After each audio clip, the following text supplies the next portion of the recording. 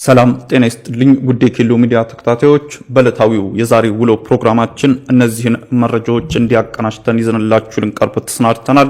ከፕሮግራም ጋር አብሬያችሁ ቆይታ የማደርገው እኔ አዲስ አደፋር ነኝ።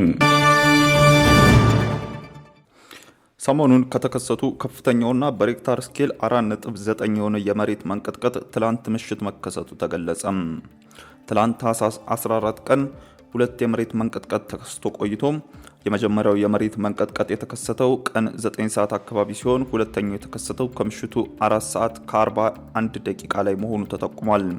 የአዲስ አበባ ዩኒቨርሲቲ በፈንታሌ ተራራ በመተሐራ አቅራቢያ ትላንት ምሽት የተከሰተው የመሬት መንቀጥቀጥ ንዝረቱ አዲስ አበባ ድረስ መሰማቱ አስታውቋል። በአዲስ አበባ ዩኒቨርሲቲ የጂኦ ፊዚክስ እና የሳይንሳዊ አስትሮኖሚ ተቋም የሴስሞሎጂ ትምህርት ክፍል ኃላፊ እንዳሉት በአዋሽ ፈንታሌ ወረዳ በመተሐራ አካባቢ ከታህሳስ 10 ቀን ጀምሮ የተለያየ መጠን ያለው የመሬት መንቀጥቀጥ እየተከሰተ ቆይቶ ነበር ብለዋል።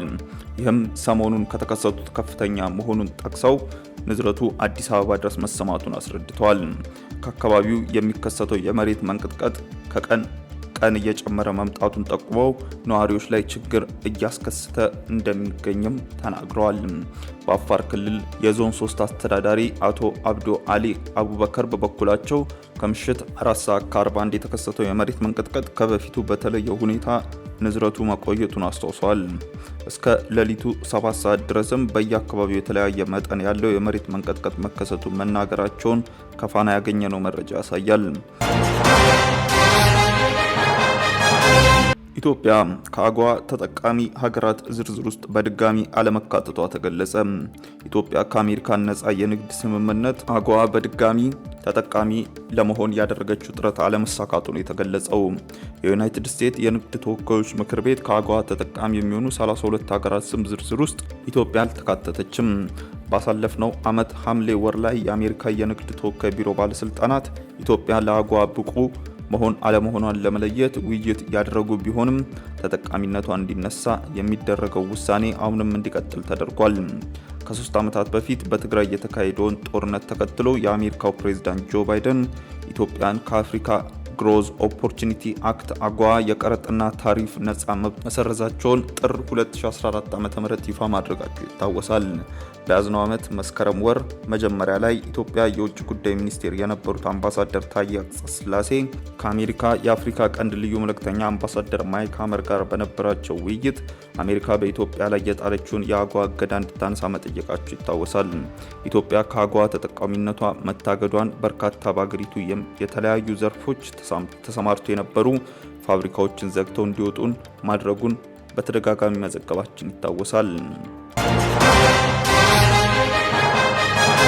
ኢትዮጵያ የአንካራው ስምምነት ሙሉ በሙሉ ለመተግበር ቁርጠኛ መሆኗን ገለጸች። ከአንካራው ስምምነት በኋላ ለመጀመሪያ ጊዜ ጉብኝታቸውን በአዲስ አበባ እያደረጉ ከሚገኙት የሶማሊያ የልዑካን ቡድን ጋር ውይይት መደረጉን ተከትሎ የውጭ ጉዳይ ሚኒስቴር ዴኤታ አምባሳደር ምስጋኑ አርጋ ኢትዮጵያ የአንካራውን ስምምነት ሙሉ በሙሉ ለመተግበር ቁርጠኛ መሆኗን ገልጸዋል።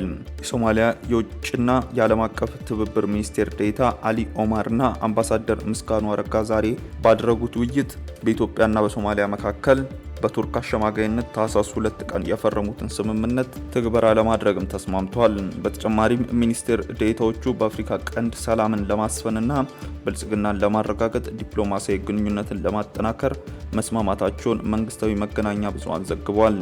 የሶማሊያ ሰላም የኢትዮጵያ ሰላም መሆኑን የገለጹት አምባሳደር ምስጋኑ አርጋ ሽብርተኝነትን በመከላከል በቀጠናው ሰላም ለማስፈን ትብብራችን ተጠናክሮ ይቀጥላል ብለዋል። አክለውም የሁለቱ ሀገራት ግንኙነትን ለማጠናከር ቀጣይነት ያለው ውይይት እናደርጋለን ብለዋል። የሶማሊያ የውጭና ዓለም አቀፍ ትብብር ሚኒስቴር ዴኤታ አሊ ኦማር ከወንድሜ አምባሳደር ምስጋኑ አረጋ ጋር ፍሬያማ ውይይት አድርገናል ማለታቸውም ተገልጿል። ኢትዮጵያና ሶማሊያ መካከል የተፈጠረውን አለመግባባት እልባት ለመስጠት በቱርክ አሸማጋይነት ታህሳስ 2 ቀን 2017 ዓ.ም ስምምነት ላይ መደረሱ ይታወሳል።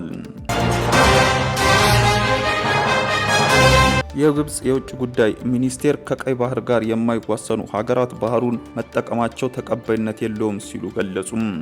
የግብጽ የውጭ ጉዳይ ሚኒስቴር አብደላቲ ከቀይ ባህር ጋር ከሚዋሰኑ ሀገሮች ውጪ ያሉ ማናቸውም ሀገሮች ባህሩን መጠቀማቸው ተቀባይነት የለውም ሲሉ ሰኞ ዕለት በካይሮ ከሶማሊያ የውጭ ጉዳይ ሚኒስቴር አህመድ ሙአሊም ጋር ያደረጉት የሁለትዮሽ ውይይት ላይ ተናግረዋል። ሚኒስትሮቹ በውይይታቸው በቅርቡ በሶማሊያና በኢትዮጵያ መካከል በአንካራ አሸማጋይነት የተደረገውን ድርድር ጨምሮ በቀጠናዊ ጉዳዮች ላይ ተወያይተዋል። እነዚህ የዲፕሎማሲ ጥረቶች በክልሉ ውስጥ ተጨማሪ ብጥብጥን በመመለስ የተነሳሱ እንደሆኑ ጠቅሰው ይህም የሁሉንም ፍላጎት ሊያጠቃልል የሚችል አደገኛ ፍንዳታ እንዳያጋጥም ተከላክሏል ብለዋል። በውይይቱ ያተኮረው በኢትዮጵያና በሶማሊላንድ መካከል ባሳለፍነው ዓመት የተደረገውን ስምምነት ተከትሎ ባሉ በክልሉ ባህር ላይ ደህንነት ነው። የሶማሊያ ሉዓላዊነት፣ ነጻነትና የግዛት አንድነት መጠበቅ አስፈላጊ መሆኑንም አጽንኦት ሰጥተዋል። ሁለቱ ሚኒስቴሮች በካይሮ ያደረጉት ስብሰባን ያጠናቀቁት የሀገሮች ትስስር ወደ ሁሉን አቀፍ ስትራቴጂካዊ አጋርነት ደረጃ ከፍ ለማድረግ በጋራ መግለጫቸውን በፊርማ በማኖር ነው። ውድ ተመልካቾቻችን በዕለታዊው የዛሬ ውሎ ፕሮግራማችን ይዘንላችሁ የቀረብናቸው ዋና ዋና መረጃዎች እነዚህ ነበሩ። ከፕሮግራም ጋር አብሬያችሁ ቆይታ ያደረኩት እኔ አብዲስ አደፋር ነበርኩ። ከሌሎች የኬሎ ሚዲያ ፕሮግራሞች ጋር መልካም ቆይታም